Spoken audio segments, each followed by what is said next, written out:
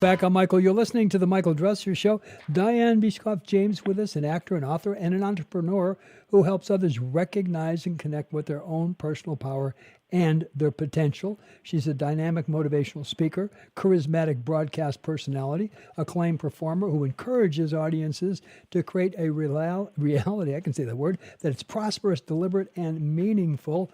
She is the author of The Real Brass Ring, Change Your Life Course Now. And Dianne, hi, welcome to the show. Hi, Michael. Thank you so much for having me today. Oh, and thank you so much for being here. You know, when you come down to it, the Real Brass Ring, Change Your Life Course Now, people go through life and they do this, they do that, and they just feel like they can't change anything. But Dianne, change can happen in an instant, can it?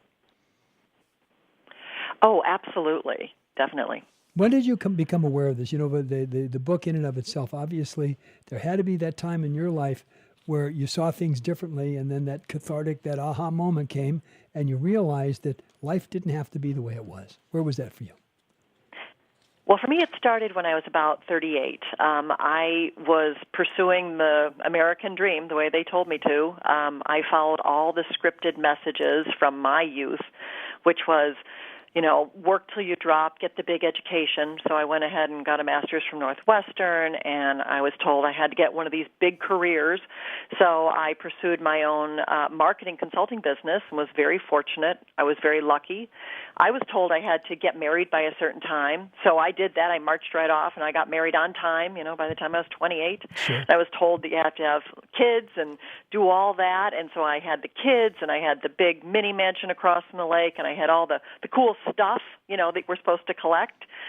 And on my 38th birthday, I went to see Sonia Choquette. She's an internationally known psychic, pretty much just kind of as a gift to myself. I really expected her to tell me that I was, you know, I was a cat's meow and I had everything all put together. And instead, on that fateful birthday day, she told me everything about my life was off track. Everything was wrong. And so I had what I call a macro reboot. I was 190 pounds, so I was overweight. I was basically clinically depressed, and I knew that because I was taking Prozac at the time. She told me that my career was not even on track at all, that I was supposed to be this actor, performer, and I hadn't done anything since high school. You know, the big high school star that part went dark. Yeah. And she said, you know, you're not in the right relationship. And also that, you know, I physically was going to have lots and lots of issues if I didn't address my body. So I had to fix absolutely every area of my life in a one big fell swoop. I got the message that I was this Christmas tree and not one single bulb was firing. Let's talk about the M word, okay, metaphysics. You know, it's a word that there's so many people that are confused about. It's scary to a lot of people, but at the same time, it's a word that works, and it's underneath almost everything that we do. So let's define what metaphysics is. Okay, in a nutshell, and this is the easiest way that I describe it to most audiences, pretty much what you think about, you bring about. So anything you're paying attention to, thinking about, talking about, focusing on, gossiping about, even possibly dreaming about is coming your way. So the trick here with metaphysics is that the concept is you are just drawing things into you constantly. So draw in the right stuff. Draw in the things that are positive and are going to lead your life in a positive, happy direction. And one of the best examples I like to give is that I was trained in disaster talk when I was young. I mean, it used to always be about, you know, eat everything on your plate because somebody else in another country is starving. And if you go on a flight, like have a safe trip. And I could never figure out what they were talking about because I always thought my trip would be safe and it was supposed to have a fun trip.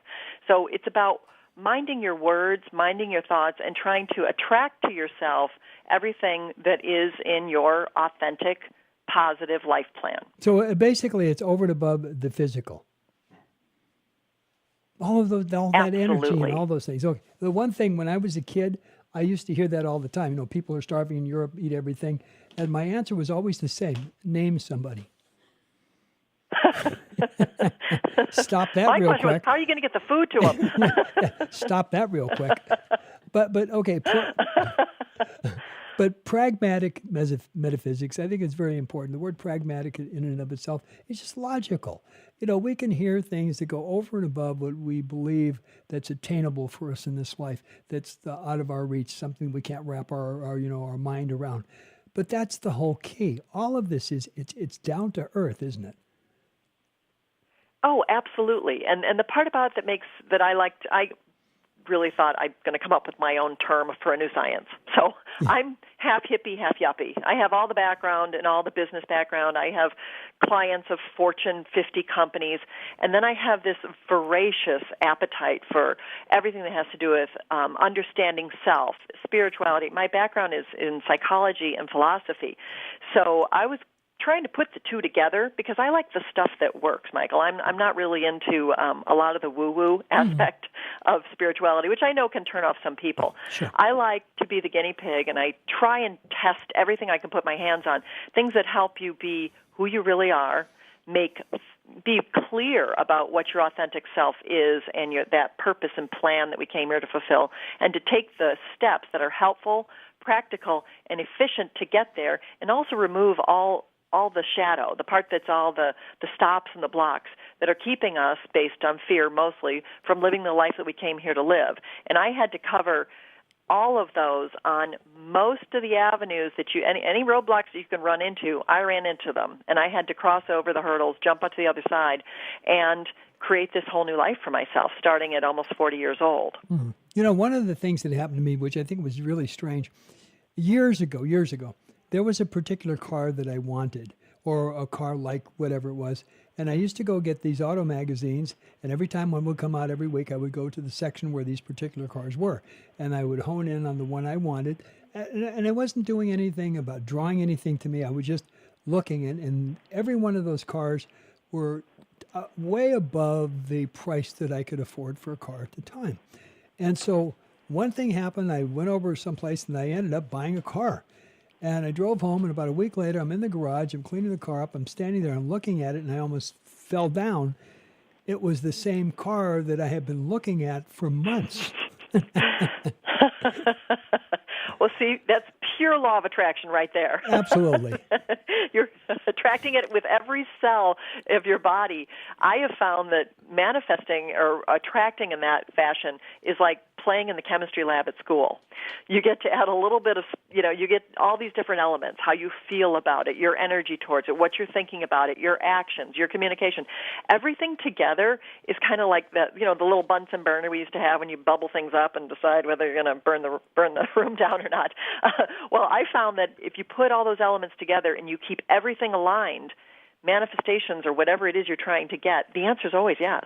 Well, absolutely. It may take a little longer sometimes, but it's always yes. You hit a very interesting point, okay? And especially when we're going to say pragmatic again. What if I don't think I deserve anything? What if I need to be miserable? What if I need to be punished for something I think I did? And I've got all these horrible things coming at me. Guess who asked for it? And just like you just said, the answer is always yes. The answer is yes. And I look at that as all that, the shadow or whatever you want to call it, that dark side, whatever those messages are, it's like you put a spell on yourself. You put it on yourself. And if, for example, I didn't really want to write this book, it's something that when Sonia said, you're going to be an author, you're going to be a teacher, you're going to be a speaker, I wasn't doing any of that. And I was terrified to write the book. But she said, write every single solitary day and don't call me again till you write. So I started sitting down to write, Michael, and I kept thinking I was going to write a marketing book because I'm an expert in marketing. And so every time I sat down, these gooey, oozing, raw stories were just flying from my fingers onto the keys. And then I thought to myself, okay, well, I'll keep writing this thing, get it out of the way, and then I'll get back to my marketing book. Well, as it turns out, the book is all about the raw tale of change from a gut level with everything, the tears and the fears. And then the funny thing is, even after I wrote the book, I still had the fear, like, oh, my God, somebody's going to read it. And that was my deep-seated fear of approval, judgment. What if nobody likes it? What if people think badly of me?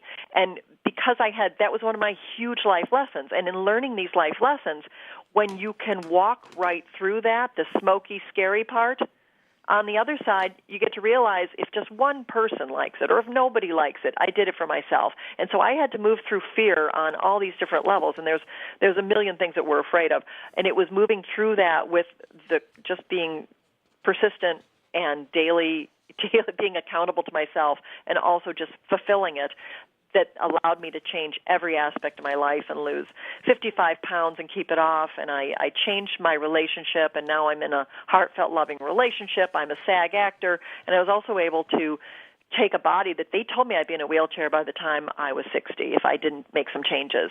And so it was the pure commitment. I just said, not me. That's not going to be me. And with that pure determination, I went to yoga. I couldn't even touch my knees at the time.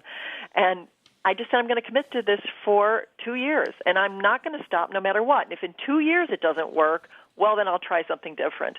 And of course, yoga is the ultimate integration of body, mind, spirit, and putting it all together. I now am physically about 100% perfect and well. So that's something that, it just shows you it's all about this alignment, putting your alignment together. And I have 14 rules, or shortcuts I call them, for happy living. And those shortcuts are what I live by and what I use to teach and use in all my workshops. But when it comes down to it, I've listened very closely to you. Do you know what you were doing through that whole period of time? I was finding my authentic self. I would say that would be kind of the core. I started living without any apologies or any excuses for being who I was.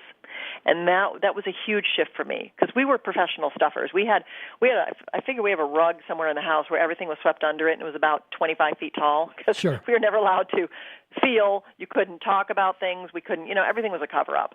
And so I had learned that as a model, and I had to excavate that.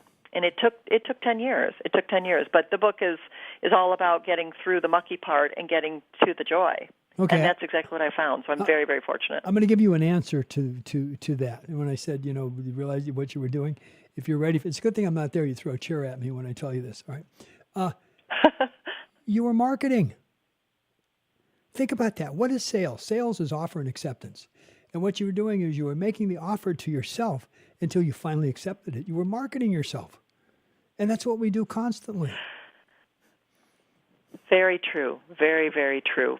And a lot about sales is the same type of fears, if you think about it, too, if I could add on to that. What is everyone afraid of in sales? Or if sales and marketing, they're afraid that they're going to be exposed, the truth is going to come out, that no one will want it.